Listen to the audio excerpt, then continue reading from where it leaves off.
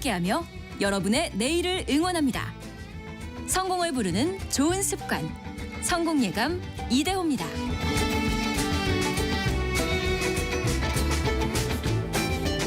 성공예감 이대호입니다. 2부의 문을 열겠습니다. 자, 오늘의 경제상식 퀴즈의 정답도 알려드리면서 2부를 시작할까요? 정답은 인플레이션 감축법 IRA였습니다. 오늘 좀 어려웠었나 봅니다. 예, 많이들 좀 정답 보내주시는데 주저하셨던 것 같아요. 인플레이션 감축법, 인플레이션 리덕션 액트라고 해서 IRA고요. 트럼프 행정부가 다시 들어오면 이 법안이 폐기되거나 크게 변경될 가능성이 커졌죠. 친환경차를 샀을 때 최대 한 7,500달러까지의 보조금, 그리고 AMPC라고 해서 미국의 친환경 첨단 기술로 공장을 지은 기업들에게 세제 혜택을 주는 게 있었는데 그것도 사라지거나 줄지 않을까라고 해서 뭐 2차 전지 관련주도 그렇고 풍력 관련주도 그렇고 태양광 관련주도 그렇고 친환경 에너지 관련 주식들이 또 많이 급락을 하기도 했었죠. 그래서 최근에 트럼프 대통령 이제 당선인이 지명한 여러 이제 장관 후보자들 보면 또 공통적으로 또 이 IRA 법안에 대한 수정을 또 한 목소리를 내고 있더라고요. 그래서 걱정입니다. 9840님, IRA 미국 법 때문에 우리나라 경제가 많이 흔들리니까 안타까워요. 이렇게 보내주셨고요. 그리고 5676님이 5676님이 친환경 정책을 지속해서 다음 세대에 돌려줘야 하는데 우리 아이들이 살아갈 지구가 걱정되네요. 이렇게 보내주셨고요. 그리고 2612님은 저희 성공예감 이대호입니다에 나왔던 내용들을 블로그로 요약해서 올려주고 계시다고 하네요. 와, 블로그와 카페에 올리고 있는데 조회수가 아주 높습니다. 라고 감사합니다. 참 이렇게 공유하기 좋은 콘텐츠가 많아요. 예. 감사합니다. 신보선님, 청약으로 당첨된 아파트 어제 사전 점검 갔다 왔어요. 우리 삼형제 입이 귀에 걸렸네요. 라고. 또 좋은 일 많이 생기시길 바라겠습니다. 오늘 증시 한번 볼까요? 오늘 우리 증시도 간만에 좀 오르고 있습니다. 코스피는 1.1% 오른 2,529, 2,530선 가리키고 있고요. 코스닥은 2% 이상 오른 2.17% 오른 691.7 가리키고 있습니다. 오늘 삼성전자가 많이 오르는데요. 57,300원으로 2.3% 반등하고 있습니다. 아무래도 젠슨 황 엔비디아 CEO가 삼성전자의 HBM 사용을 위해서 최선을 다하고 있다. 이 정도 이제 코멘트를 해준 게 좀 반영이 되는 걸로 보이고요. LG 에너지 솔루션이 3% 정도 반등하고 있습니다. 그리고 코스닥 쪽에서는 지난주에 좀 변동성이 컸던 시가총액 1위 종목 알테오젠이 오늘은 또 8% 급반등을 하고 있고요. LG 에너지 솔루션과 마찬가지로 에코프로 BM 같은 코스닥 내 2차 전지 관련주도 오늘 2에서 3% 정도 반등을 하고 있습니다. 증시가 좀 양호한 흐름을 이어가야 할 텐데 오늘은 좀 반등을 합니다만 그래도 안심할 수 없는 국내 시장이기도 합니다. 엔비디아 실적 발표 이후에 반도체 관련 주가 흐름들도 좀 엇갈리는 게 나타나고 있고요. 특히 이번 주에 한국은행 기준금리 결정 금통위도 있거든요. 주목할 만한 이슈들 같이 하나하나 챙겨보시죠. 개미스쿨 시간 서강대학교 경제대학원 김영익 교수와 함께합니다. 교수님 안녕하세요. 안녕하십니까. 이게 참 반도체 관련주 이야기를 안 할 수가 없습니다. 예. 특히 외국인이 삼성전자 주식을 많이 팔다 보니까 이게 업종별로 놓고 봤을 때 외국인 투자자 지분 1위 업종이 전기전자에서 통신으로 바뀌었다 하더라고요. 예, 그렇습니다. 참 상징적인 사건이기도 하죠. 예, 특히 삼성전자를 팔고 KT 같은 종목을 많이 샀더라고요. 어떤 의미일까요? 그게 외국인 입장에서 봤을 때. 예, 우선 주가가 조정을 보일 때는 통신주는 안정 성장주라고 그래가지고 주가 조정기에는 통신주가 선호되고요. 네. 예, 그다음에 통신주는 보통 배당 수익률이 한 5% 안팎 정도 됩니다. 현재도요. 예. 그래서 KT 같은 것도 5% 안팎 배당을 주거든요. 네. 이런 의미에서 한국 주가 조정을 보니까 배당 투자를 좀 한 것 같고요. 예, 그다음에 통신 3사들이 좀 변하고 있는 것 같아요. 예, 그동안 수익성이 낮은 사업 분야는 지금 팔고요. AI 투자를 공통적으로 많이 하더라고요. 예, 특히 KT 같은 데도 MS하고 협업을 통해 가지고 AI 쪽으로 많은 투자를 하고 있습니다. 뭐 예를 들어서 데이터 센터 같은 것들. 예, 데이터 센터도 있고요. 뭐 개인 서비스 고객 지원, 뭐 의료 지원 다양한 분야의 통신 서비스 회사들이 AI 활용해 가지고 뭐 AI 에이전트라고 소위 그러죠. 네. 이런 쪽에 많이 진출하고 있습니다. 그래서 외국인들이 뭐 통신주는 그동안 성장성이 굉장히 좀 안정적이었는데 AI를 통해 가지고 좀 성장할 가능성이 있다. 이렇게 좀 평가하면서 최근에 저 통신주를 좀 산 것 같습니다. 통신주라고 하면 이제 그냥 경기 방어주, 예. 배당을 기대할 수 있는 혹은 이제 좀 고루한 종목 아니야 이렇게 예, 보시는 분들 그렇습니다. 많은데 예. 특히 이제 AI 시대 되면서 각종 새로운 먹거리가 이제 열리는 측면이네요. 예. 근데 물론 이제 통신주를 좋게 보는 측면도 있습니다만 외국인 입장에서 예. 삼성전자를 안 좋게 봐서 전기전자 업종의 비중이 줄어든 것도 있잖아요. 예, 그렇죠. 뭐 외국인 입장에서는 우리나라 비중을 일정한 수준 유지해야 되는데 예. 뭐 삼성전자 파니까 다른 걸 상대적으로 비중을 좀 늘릴 수밖에 없었을 것 같습니다. 예, 그게 통신주가 아니었던 거 생각이 됩니다. 그냥 시가총액 비중만큼만 담아도 얼추 한 20%는 담고 있어야 하는데 예. 최근에는 삼성전자 주가가 빠지면서 그 비중도 또 기계적으로 떨어진 측면도 예, 있는 거고요. 예, 그렇습니다. 이거 삼성전자가 잘 돼야 되는데 여러 가지 도전을 받고 있습니다. 이게 예. 또 우리만 주목하는 게 아니라 전 세계적으로도 예. 같이 또 주시할 수밖에 없는 거죠.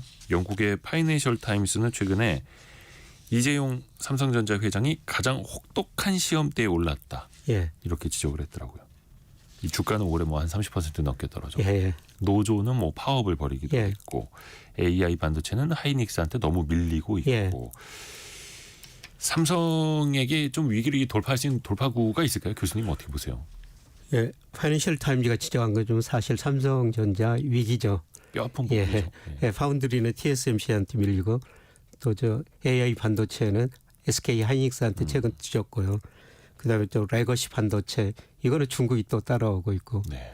또 일부 전자제품은 중국이 뭐 싸게 질 좋게 생산하고 있거든요.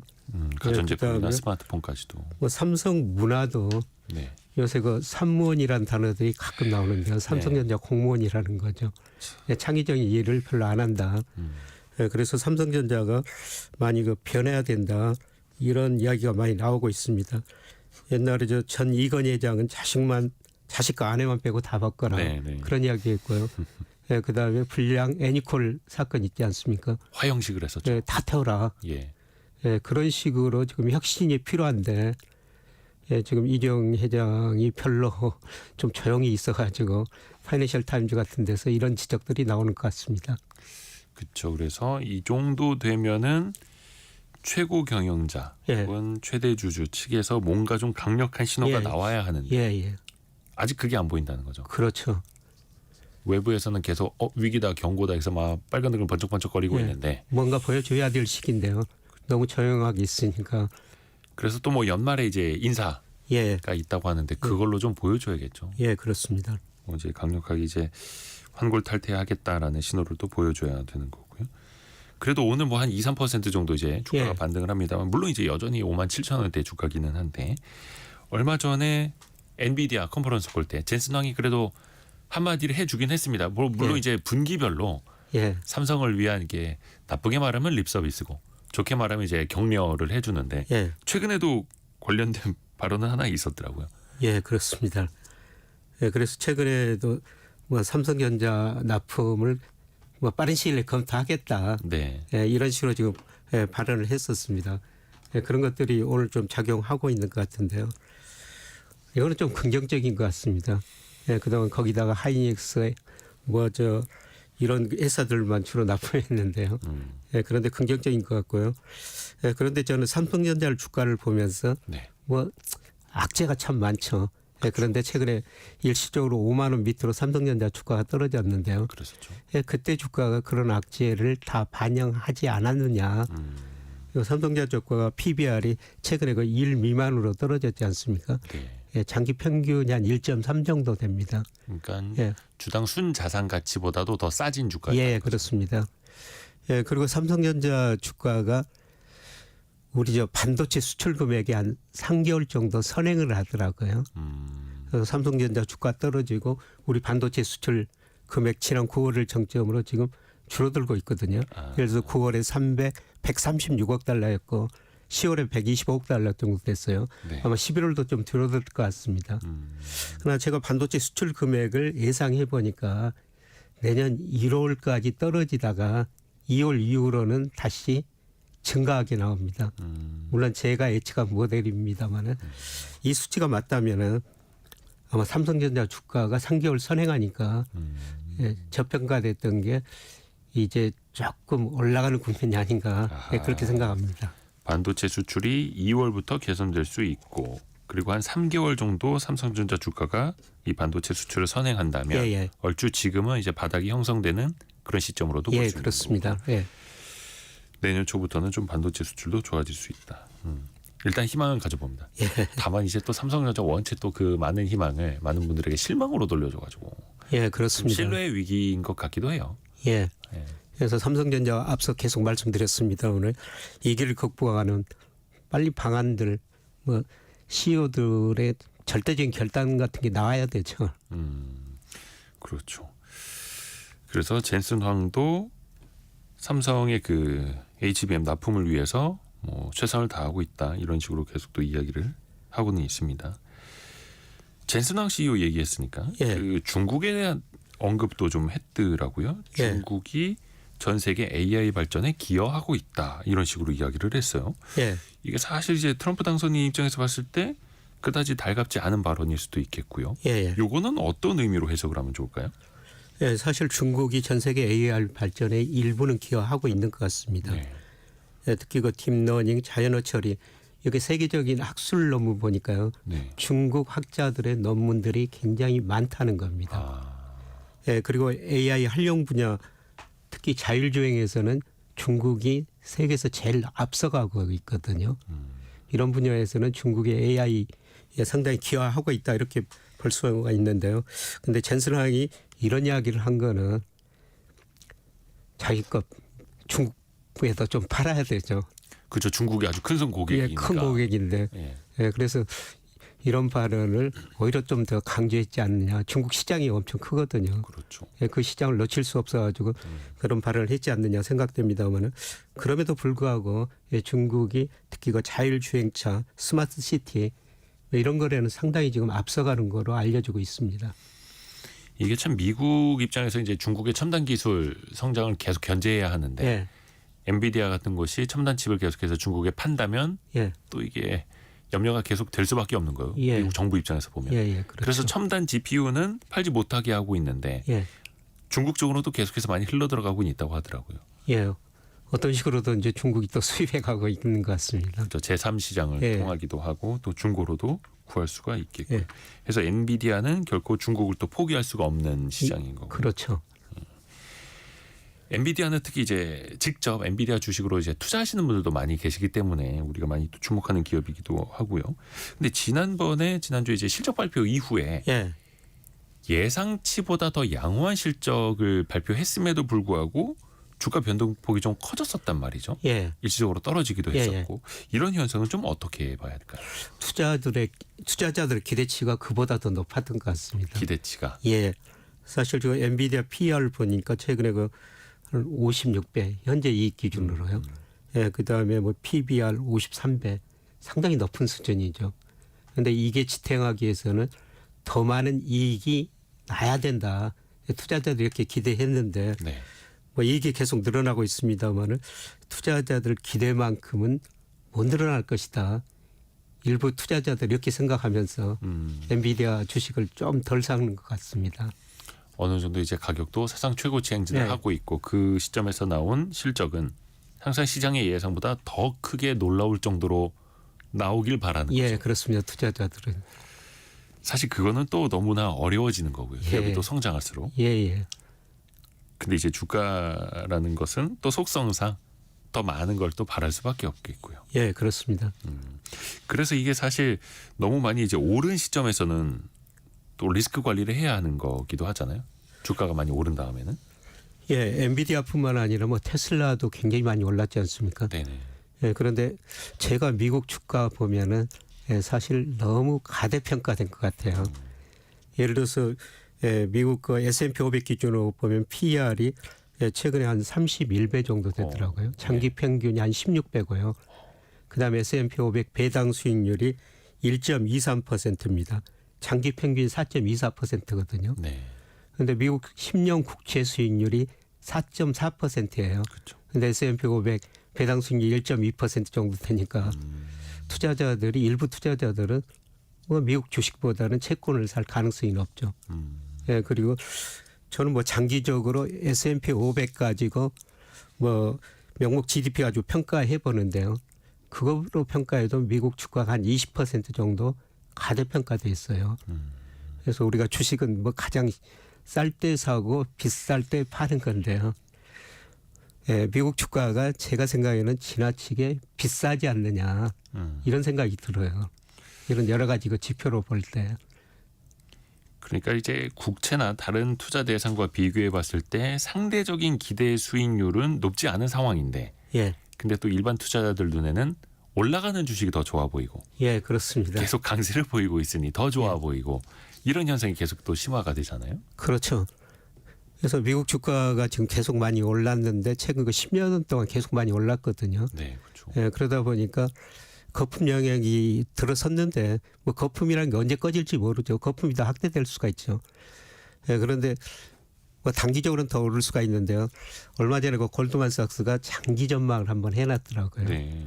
예, 그런데 지난 10년간 미국의 S&P 500 연평균 상승률이 11%였습니다. 네. 그런데 앞으로 10년간은 3%라고 보고 있거든요. 그런데 2000년에서 2010년까지의 2000년에 미국 주식시장에 IT 거품이 붕괴되고 2000년에서 2010년까지 연평균 상승률이 1%였거든요.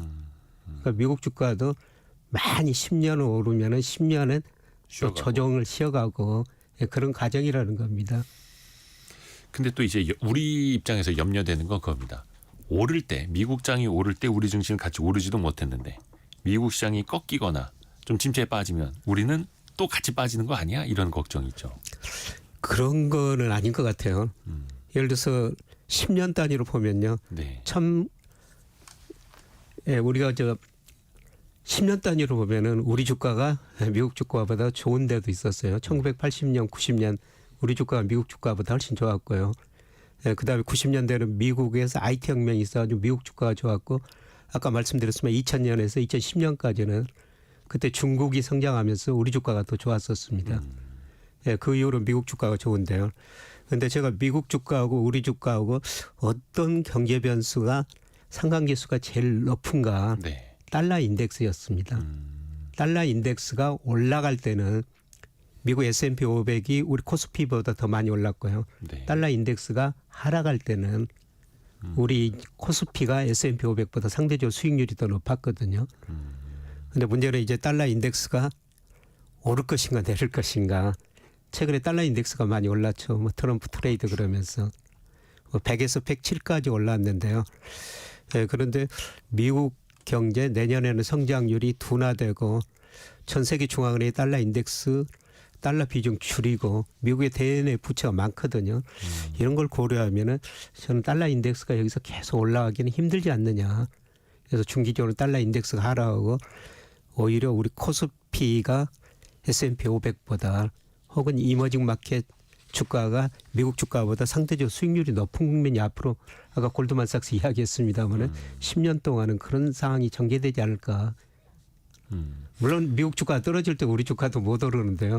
상대적으로 덜 떨어지고 이제 오를 때는 더 오를 수가 있다는 겁니다. 장현희님 또 김승일님 그 거의 공통적으로 글을 올려주시는 게 사실 미국은 언제나 비싸지 않았나요? 뭐 이런 또 반론도 있고 우리 증시는 또 계속 몇 년째 과소평가만 되고 있고 이 시간이 너무 또 길게 이어진다는 거죠. 아까 말씀드린 것처럼 미국은 언제나 비싸지는 않았습니다. 2000년에서 2010년까지는 S&P 500이 제자리 걸음을 했었어요. 저는 세계에서 가장 좋은 주식 중에 하나가 마이크로소프트라고 그러는데요. 네. 마이크로소프트가 2000년 IT 거품 붕괴되고 2010년까지 제자리 걸음했습니다. 그렇죠. 제자리 돌아오는데 꼭 10년이라는 세월이 걸렸어요. 그러니까 지난 10년만 보면 미국 주가가 비쌌죠. 그런데 2000년에서 2010년까지는 미국 주가가 쌀 때도 있었다는 겁니다. 그러면 또 우리 증시가 좋아질 수 있는 요인들을 살펴봐야 되는데 예. 아무래도 수출이 좋아져야 될 테고 예. 또 뭐 항상 우리가 또 기대를 하듯이 중국 쪽 수출이라든지 예. 이런 쪽이 좀 나아져야 하는데 예. 그게 또 동력으로 2000년대 초반처럼 강력하게 작용하기는 또 지금은 또 쉽지 않은 상황이잖아요. 예, 그렇죠. 그런 측면에서 보면은 우리 주가가 뭐 그렇게 많이 오를 가능성은 낮죠. 그리고 우리가 구조적으로 저성장 국면에 들어서고요. 예, 그런데 우리 수출이 상당히 다변화되고 있어요. 미국 비중이 한 18.6%고 중국 비중이 19.6%고요. 올 10월까지요. 네. 예, 그다음에 아세안 쪽으로 한 16%, 예, 그다음에 인도, 뭐 중동, 남미 한 4% 정도. 근데 최근 수출 통계를 보니까요. 예, 사실 최근 5년 동안은 미국 경제가 좋아가지고 미국 비중이 계속 올라갔었어요. 네. 근데 10월, 11월 20일까지 통계를 보니까 미국 비중은 줄어들고 중국 비중은 올라가고 있습니다. 최근에 또 중국 시장이 오르면서요. 예, 그렇습니다. 그러니까 우리 수출 보면 세계 경제 흐름을 알 수가 있는데요. 최근까지 미국 경제가 5년 동안 굉장히 좋았다는 겁니다. 예, 그래서 미국 수출 비중 늘어났는데 뭐 10월, 11월 통계 보니까 미국 비중 축소된다는 거는 미국 경제 성장이 소비 중심으로 둔화되고 있다는 거죠. 예, 그리고 중국으로 홍콩으로 특히 우리 반도체 수출이 50% 이상 가는데요. 네.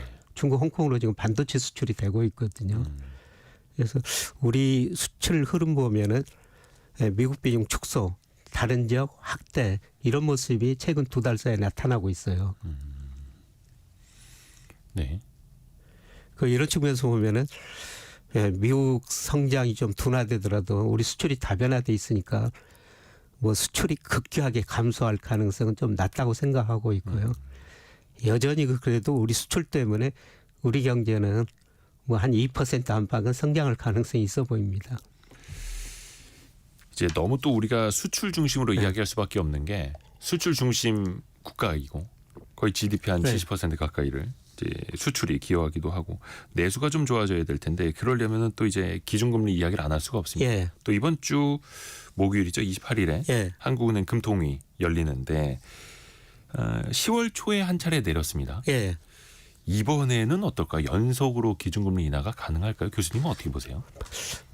저는 내릴 거로 보는데요. 근데 시장 컨센서스는 한 그 신문에서 10명 전문가들 대상으로 조사해 보니까 9명이 동결, 1명만 인하 이렇게 돼 있더라고요. 채권 펀드 매니저나 채권 애널리스트들은 조금 더 동결 쪽으로 무게를 예, 동결적으로 보는데요.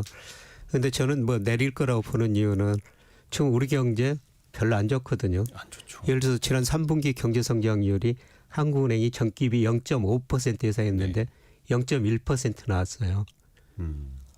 예상보다 경제 성장이 낮아지고요. 너무 안 좋죠. 네. 물가 상승률 예, 지난 10월에 1.3%였습니다. 그렇죠. 1%대 초반까지 예. 진정됐고. 예, 그리고 이제 한국에서 걱정하는 게 가계 부채죠. 근데 가계 부채가 1,900조 넘었는데요. 근데 가계 부채 금액 자체로 늘 수밖에 없는 거죠. 경제 규모가 커지니까. 네. 예, 그리고 집값이 오르니까 대출 금액도 늘어날 수밖에 없어요. 예, 문제는 이 가계 부채가 경제 규모 GDP에 비해서 더 빨리 늘어나면 문제죠. 네. 예, 그런데 작년에 비해서 우리 가계 부채가 한 2% 정도 늘고 있거든요. 예, 그런데 올 상반기 보니까 우리 명목 GDP는 7% 정도 증가했어요. 네. 그러니까 흔히들 가계 부채 비율을 할 때 분자에는 가계 부채, 분모에는 명목 GDP가 들어가는데요. 네. 명목 GDP가 더 크다 보니까 부채 비율이 낮아지고 있는 거죠. 예, 그리고 최근에 주택 가격도 수도권 중심으로 그동안 올랐었는데 조금 진정 조짐이 진정되고 보이는 것 같습니다. 그래서 한국의 통화정책 목표가 물가 안정에다가 금융 안정인데요. 물가는 안정되고 경기 지금 많이 둔화되고 있고 여기다 금융 안정도 그렇게 걱정할 필요가 없을 거라는 겁니다. 문제는 환율인 것 같아요. 그렇죠. 일단은 성장률이 둔화되고 있고 예. 물가는 진정되고 있고 부동산도 어느 정도는 진정되고 있고 가계부채 증가율도 완화되고 있고 그러면 여기까지만 놓고 보면 금리를 이제 내릴 수 있는 환경인데 예. 원달러 환율이 이제 1,400원 예. 안팎에서 움직이는 예. 상황에서 금리를 내린다라는 건 이제 그 나라 통화가 또 약세로 가는 요인 아닙니까? 예, 그렇죠. 돈이라는 게 눈이 있어가지고 수익률 높은 데로 이동한다는 거죠. 그래서 우리가 금리 내리면 미국으로 돈이 몰려가가지고 우리 원화가 더 약세를 보일 것이다. 예, 그런데 미국 금리보다 우리 금리가 계속 낮지 않습니까? 기준금리도 그렇고 10년 국제 수익률도 낮고 그러는데요. 예, 그런데 올 1월에서 10월까지 보니까 외국인들이 채권을 18조 원 순매수했어요. 오히려 돈이 들어오고 있다는 겁니다. 채권은 순매수하고 예, 주식도 뭐 8월 이후로는 순매도했습니다만 한 11조 원 올해 10월까지는 순매수했거든요. 연간으로 따지면 예, 그게 한 8월부터 좀 공격적인 매도가 나와서 예, 그렇지 그렇습니다. 아직까지 연간으로 봤을 땐 순매수다. 예, 연간으로 보면은 주식 채권 자금이 거의 29조 정도 순유입된 거예요. 그래서 환율도 제가 생각할 때는 그렇게 걱정할 이유가 없다. 예, 그리고 우리 외환보유에 뭐 우리가 대금융자산이 부채보다 더 많거든요. 네. 그래서 뭐 1,400원 넘으면은 뭐 위기다 그런 건데요. 뭐 1,400원 우리 내수 나쁜데 환율이 1,400원 뭐 유지해가지고 수출 경쟁력 유지하면 그렇게 또 나쁜 것도 아니죠. 물론 환율이 높으면 물가가 오를 것이다 이런 부정적인 측면도 있습니다만. 네. 예, 그래서 여러 가지로 따져봐야 되겠습니다만. 중요한 거는 시장 금리가요. 지금 국고채 3년 수익률이 2.8 내지 9%예요. 예, 그런데 이게 2015년 이후로 보면은 국고채 3년 수익률이 기준금리보다 0.4%포인트 정도 평균 높거든요. 네. 예, 그러면 국고채 3년 수익률이 2.9% 안팎이라는 것은 시장은 기준금리 2.5%를 예상하는 거예요. 아하. 그러니까 훨씬 더 한 3차례 정도? 그렇죠. 예, 인하할 거를 또 미리 반영하고 있다. 예. 그래서 한국은행 측면에서는 시장이 너무 빨리 간 것 같다. 네. 예, 그런데 시장이 예상한 것처럼 우리 경제 성장률 떨어지고 있고 물가 상승률 낮아지고 있거든요. 예, 그래서 저는 시장보다는 한국은행이 시장이 빠른 게 아니라 한국은행이 좀 느리게 대응하고 있지 않느냐 예, 그런 생각이 듭니다. 그렇죠. 좀 환율이 걱정되기는 합니다만 그게 또 악화 요인은 아니라고 일단 진단을 해주셨고 경기만 보면 사실은 좀 부양을 할 필요성이 너무나 있죠. 예, 그렇습니다. 근데 기존에는 사실 뭐 가을까지만 하더라도 부동산 때문에 예. 금리를 못 내렸었던 예, 예.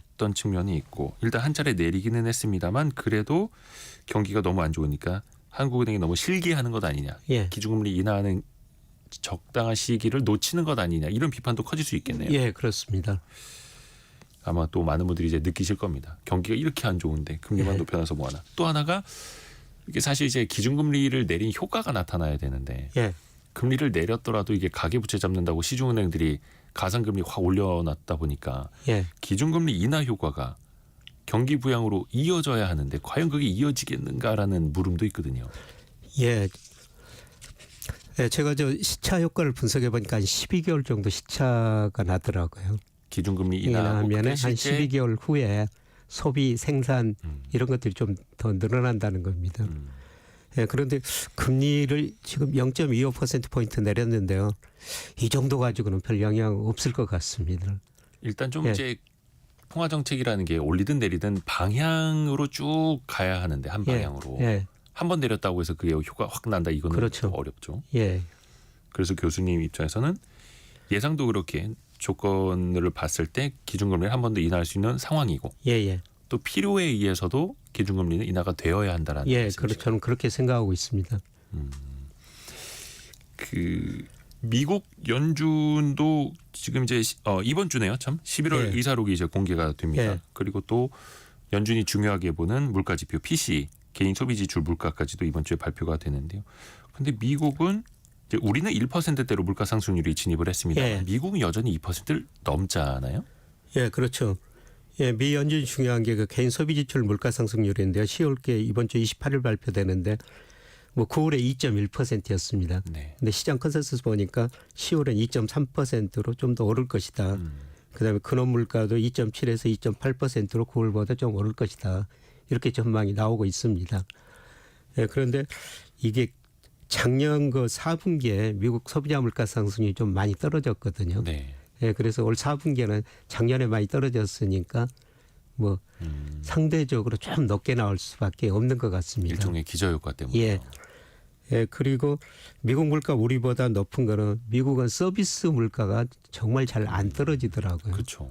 예, 특히 집세 관련, 주거 관련 비용들이 이게 너무 서서히 떨어지다 보니까 우리 물가보다 미국 물가가 더 높은 수준 유지하고 있어요. 그런데 이것 때문에 과연 12월에 FOMC 또 열리지 않습니까? 네. 뭐 금리를 못 내릴 것인가? 그거는 아닌 것 같습니다. 예, 물가 상승이 전체적으로 둔화되는 추세에서 예, 뭐 10월 뭐 일시적인 저는 상승이라고 보고 있고요. 네. 예, 그다음에 미국 경제 현재 좋습니다만은 소비 증가세가 좀 둔화되는 조짐이 나타나고 있어요. 예, 그래서 아마 12월에도 FOMC 개최하면서 미 연준이 금리를 인하할 가능성이 상당히 높아 보입니다. 미국의 12월 기준금리 인하 가능성은 일단 시장에서 거의 반반 정도로 보더라고요. 예, 예, 그렇습니다. 원래 압도적으로 12월에는 금리 인하할 거야라고 시장은 봤었는데. 예, 최근에 최근에- 물가가 좀 높게 나오니까요. 그렇죠. 그리고 또 파월 의장의 발언도 약간 좀 매파적으로 몇 차례 있었고. 예, 예. 그럼에도 불구하고 12월에는 내릴 것이다. 예, 저는 내릴 거로 보고 있습니다. 저희가 중간에 잠깐 그 라디오 정보센터 가서 현재까지의 뉴스를 듣고 김영익 교수님과 이야기 이어가겠습니다. 라디오 정보센터 다녀옵니다. 어제 일본 주최 사도광산 추도식에 불참한 한국 정부가 오늘 사도섬에서 별도 추도 행사를 열었습니다. 일본 측 추도식에는 야스쿠니 신사 참배 이력 관료가 참석했고 조선인 강제동원 사실은 언급하지 않았습니다. 대법원은 김 포장지의 한반도 지도를 사용한 식품회사가 상표 등록을 불허한 특허 심판원 심결을 취소해달라며 낸 소송 상고심에서 원고 패소한 원심 판결을 확정했습니다. 서울지하철 1에서 8호선을 운영하는 서울교통공사의 제1노조에 이어 제3노조인 올바른 노동조합도 파업 수순에 들어갔습니다. 3노조의 쟁의행위 투표 찬성률은 91.2%를 기록했습니다. 안드레이 루덴코 러시아 외무차관이 한국산 무기가 러시아 시민 살상에 사용되면 양국 관계가 완전히 파괴될 수 있다는 점을 한국이 깨달아야 한다고 말했다고 타스통신이 보도했습니다. 지금까지 라디오 정보센터 뉴스 정한나였습니다. 9718님이 아버지에게 콩 어플 깔아드렸네요. 경제 뉴스 귀로 들을 수 있다고 너무 좋아하시네요. 라고. 좋은 어플입니다. 감사합니다. 서강대 경제대학원 김영희 교수와 함께 개미스쿨 계속해서 이어갑니다. 교수님, 앞에서 한국은행도 그렇고 미국의 연준도 그렇고 기준금리를 인하할 수 있는 조건이다. 또 예. 이제 전망도 해주셨는데요. 이 경제 성장률 전망치도 이번에 또 내놓지 않습니까? 한국은행이. 예, 그렇습니다. 기존에는 올해 2.4% 성장으로 하는 예상을 하고 있었죠. 예, 이거는 지금 상황에서는 어떻게 낮춰 잡을 수밖에 없을까요? 낮춰 잡을 수밖에 없을 것 같습니다. 예. 한국은행이 5월에 2.5%, 예, 그런데 8월에 2.4%로 낮췄는데요. 아마 이번에는 2.2% 안팎으로 낮추지 않을까 그렇게 생각합니다. 더, 예. 왜냐하면 3분기 성장률을 전기비 0.5% 예상했는데 실제로 0.1% 나왔거든요. 네. 3분기 예상보다 훨씬 낮으니까 아마 성장률 낮출 수밖에 없고요. 문제는 내년인 것 같아요. 그렇죠. 내년에 2.1% 전망해놨는데요. 과연 1% 후반을 전망할 것인가 2% 전망할 것인가. 좀 2%하고 1% 후반은 의미가 좀 다르지 그렇죠. 않습니까? 그렇죠. 근데 일부 애국계들은 뭐 1.6% 이 정도 전망하고요. 예, 저도 내년 경제 성장 한 1.9% 안팎이 되지 않을까 이렇게 생각합니다. 사실 뭐 이렇게 민간 기관에서는 좀 상대적으로 낮게 전망을 하는데 예. 예전부터도 일반적이었고 예. 정부나 한국은행은 약간의 목표치를 담아서 조금은 높게 부르기는 하는데 그게 참 2% 안팎이라는 게 간극이 특히 저 국민들한테 와닿는 것도 되게 커 보이죠. 예, 그렇습니다. 예, 그리고 이제 물가 상승률도 좀 낮출 것 같아요. 네. 예, 지난 8월에 올해 그 소비자 물가 상승이 2.5% 예상했는데요. 근데 실제로 10월에 1.3% 나왔거든요. 예, 그래서 물가 상승률도 2.5%에서 아마 올해 2.3% 안팎으로 낮추지 않을까. 그리고 내년도 2.1% 전망했는데요. 예, 최근에 그 KDI가 전망하면서 내년 물가 상승 1.6%로 전망해 놨습니다. 그래서 물가 상승도 낮추고 경제 성장을 낮추고 그러니까 이게 무슨 의미냐면은 우리 수요가 이축되니까 그렇죠. 내수가 안 좋으니까 성장률도 떨어지고 물가 상승률도 낮아진다. 그런 의미가 되는 겁니다. 그렇죠. 수요가 안 좋아지고 예. 물론 이제 그거는 많은 국민분들도 느끼고 계시겠습니다만 그래서 성장률도 전망치로 더 낮춰잡고 예. 물가 상승률 전망치도 더 낮춰잡으면서 금리를 내리지 않는다라고 하면 또 이제 모순되는 걸 수도 있을 테고. 예, 그렇습니다. 앞에서 우리 가계부채 이야기도 잠깐 해주셨는데 항상 이제 부채가 많으면 성장에도 발목이 잡힐 수 있다 예. 이런 염려들 많지 않습니까? 최근에 그 IMF에서 나온 자료를 보니까 전 세계 공공부채가 올해 100조 달러를 넘는다. 우리나라 돈은 거의 14경 예, 예. 엄청납니다. 이게 전 세계 GDP가 93%에 해당한다고 하는데 예. 사실 이 중에 거의 대부분을 차지하는 게 미국 아닙니까? 예, 그렇죠. 미국의 국가 부채는 우리나라 돈으로 거의 5경에 예. 달하는 걸로 알고 있고요. 예, 우리나라 정부 부채가 GDP 대비 한 46% 정도 되거든요. 네, 예, 근데 미국은 120% 정도 됩니다. 그렇죠. 예, 그리고 미국은 대부채가 한 GDP 대비 한 78% 정도 돼요. 예, 예, 미국은 정부 부채도 많고 대부채도 많은 나라죠. 어떻게 보면 이제 빚으로 연명하는 나라인데 예, 어찌 그리 튼튼하고 어찌 그리 높은 상승률을 계속 구가할 수 있는 건지 참 이것도 미스터리입니다. 예. 이렇게 대부채가 많음에도 불구하고 외국인들이 미국 기업에 직접 투자해주고 그 다음에 미국 주식 채권 사주기 때문에 예, 견딜 수가 있는 거죠. 예, 그런데 외국인 직접 투자나 증권 투자 자금이 좀 덜 들어가면요, 예, 미국에 상당한 문제가 발생할 수 있고 특히 달러 가치의 문제가 될 수가 있는 것이죠. 그렇죠. 그런데도 달러는 어떻게 보면은 잠깐 약세로 갔다 다시 또 강세로 네. 가고 예, 미국의 국가 부채는 정말 어떻게 보면 거의 매년 의회에서 그 부채 한도를 재협상해야 할 정도로 예, 빠르게 그렇습니다. 들고 있는데도 예, 전 세계의 돈은 또 미국으로 빨려 들어가고 있고 예. 신기합니다. 예. 기축통화 덕분에 그래서 언제까지 이런 불균형이 지속될지 뭐 경제학자들이 모두 관심사죠. 그렇죠. 그래서 저도 뭐 예전에 뭐 경제 공부할 때도 항상 미국은 부채 때문에 안 될 것이다. 예. 부채 때문에 달러가 약세로 갈 수밖에 없다. 예. 패권을 잃을 것이다라는 전망들이 많이 나왔습니다만 2024년 현재도 또 패권 국가고 달러는 강력하고요. 예. 예, 그런데 상대적으로는 축소되고 있어요. 아, 그 강세가. 예. 예를 들어서 그 달러 인덱스도 2022년 10월에 113이었거든요. 네네네. 최근에 100까지 떨어졌다 107 안팎까지 올라갔습니다만은 이렇게 장기 추세로 보면은 달러 인덱스는 장기적으로는 하락하고 있습니다. 정말 길게 예. 봤을 때. 예, 길게 봤을 때는 최근 몇 개월 달러 인덱스가 올라가지고 그 달러 강세 이야기하는데요. 이 장기 추세를 보면은 세계 GDP에서 미국 비중이 축소되고 있고 달러 인덱스도 장기적으로는 서서히 하락하고 있습니다. 박성춘 님이 아까 질문 하나 올려주셨는데요. 트럼프 1기 때의 주가 흐름과 2기 때의 흐름도 같을까요? 이렇게 보내주셨어요.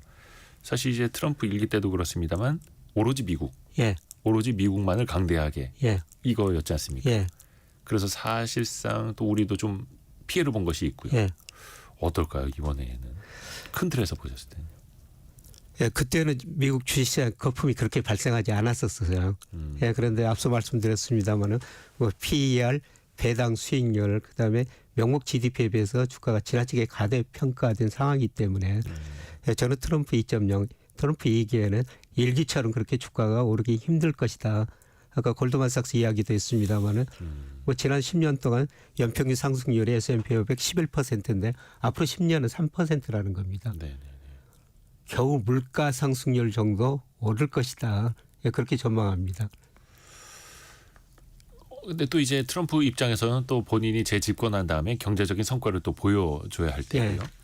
이제 물가는 어느 정도 잡혀가고 있습니다만 또 미국을 위대하게 만든다라고 하면서 엄청난 또 이제 관세를 예고하지 않았습니까? 예, 그런데 또 역설적으로 관세를 높이면 미국의 물가가 또 올라가는 요인이 돼요. 예. 이 모순된 측면은 어떻게 보세요? 저는 관세 그렇게 못 올릴 것 같아요. 예를 들어서 지금 월마트에 진열된 상품의 48% 정도가 중국산이거든요. 네. 예, 그런데 거기다 관세를 부과하면은 미국 소비자 물가가 더 올라갈 수밖에 없죠. 네. 근데 사실 트럼프가 이번에 대통령 당선된 여러 가지 이유 중에 하나가 미국 물가가 오르다 보니까 미국의 가계 실질 소득이 거의 정체된 상태였거든요. 네. 미국 사람들이 먹고 살기 힘들기 때문에 뭐 트럼프를 일부는 뽑았겠죠. 그런데 여기다가 관세를 그렇게 부과하고 미국 물가가 오르면요. 아마 미국 소비자들이 그렇게 좋아하지는 않을 것 같습니다. 그렇겠죠. 뭐 점진적으로 올리면 올렸지. 뭐 관세를 중국산 관세에다 60% 부과하겠다. 그거는 굉장히 어려울 것 같아요. 위험하기도 하고 실현 가능성도 높지는 않다. 이런 이야기도 나오고 있는데 그러니까 최근에 그 재무장관 후보자 지명된 스캇 베센트 또 몇 가지 그 인터뷰 통해서 발언을 했더라고요. 이제 관세는 이제 협상이 중요하고 그렇죠. 점진적으로 혹은 이 보편 관세라 하더라도 나라에 따라서 그 협상을 통해서 차등 적용을 해야 된다. 이런 발언을 하더라고요. 예. 아마 그분도 전에는 결국은 트럼프도 자유무역으로 갈 수밖에 없을 것이다. 뭐 이런 이야기도 하신 분이거든요. 자유무역으로 갈 수밖에 없을 것이다. 예. 근데 결국은 길은 그거기는 한데 또 너무나 이제 강하게 이 협상의 도구들을 이제 활용을 하다 보니까 어찌됐든 간에 관세가 또 올라가기는 올라가는 거죠. 예. 아마 중국산에다 관세를 부과하겠지만은 중국에다 미국 상품 수입을 늘려라. 지난번 트럼프 집권 시기에 중국이 무역 대미 무역 흑자를 줄이기 위해서 미국산 농산물을 많이 사가기로 했었거든요. 그렇죠. 어차피 또 이제 중국은 식량 자립도 측면에서도 또 농산물이 필요하니까요. 예, 그랬었습니다. 그런데 그 코로나 때문에 그게 큰 효과가 없었어요. 뭐 약속한 걸 다 못 샀다고 하더라고요. 그래서 아마 이번에 트럼프가 대통령 되면서 그 약속부터 지켜라. 아, 예전에 사가기로 한 것부터 사가기로 농산물 많이 사가라. 재고 있다. 뭐 그런 정도부터 나오지 처음부터 그 중국산 관세를 그렇게 많이 올리지는 않을 것 같습니다. 그러니까 이제 트럼프의 이 어마어마한 관세 장벽은 일단 이제 말폭탄부터 나오고 있는데 실리를 챙기기 위한 관세이지. 미국의 물가를 높이기 위한 관세는 또 아닐 테고요. 그렇죠. 철저히 실리를 챙기는 사람이 트럼프니까요.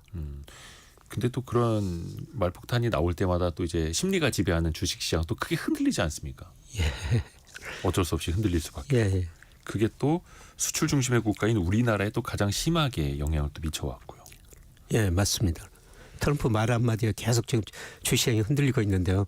앞으로도 뭐 계속 그런 현상은 지속될 것 같습니다. 그러니까 지난번 일기 집권 때처럼 모든 전 세계 언론이 거의 새벽부터 계속 이제 트위터 이런 거 쳐다보고 있는 거. 이제 트럼프의 소셜 미디어 계속 쳐다봐야 되겠고. 아, 피곤합니다.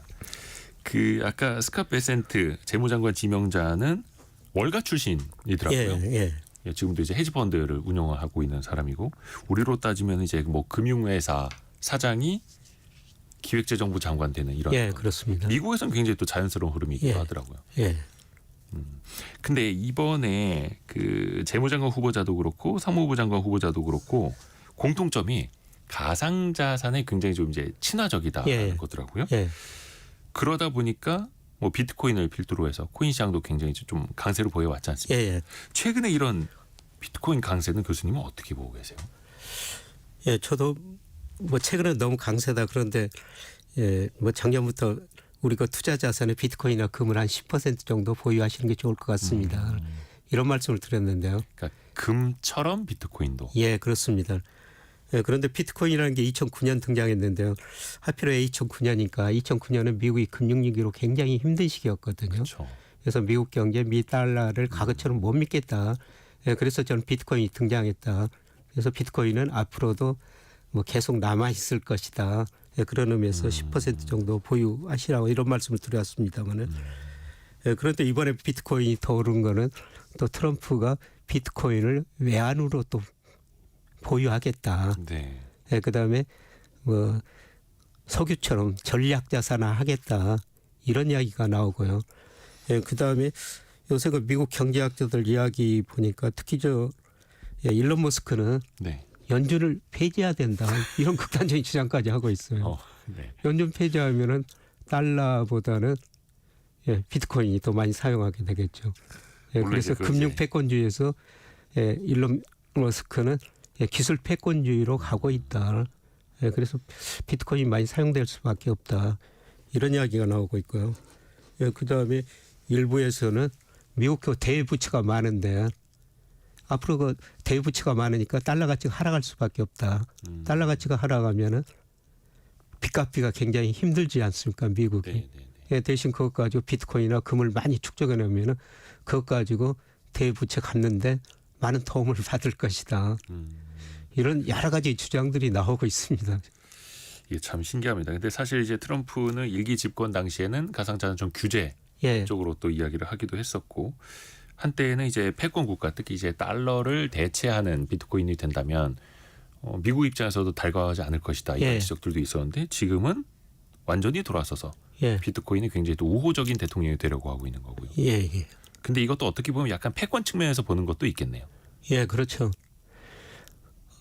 특히 그 중국이 이제 위안화를 뭐 CDBC라고 그래가지고 예, 중앙은행이 컨트롤하는 예, 중앙은행 예, 컨트롤 그런 가상자산. 예, 그런 가상자산을 저 세계에 사용하려고 그러거든요.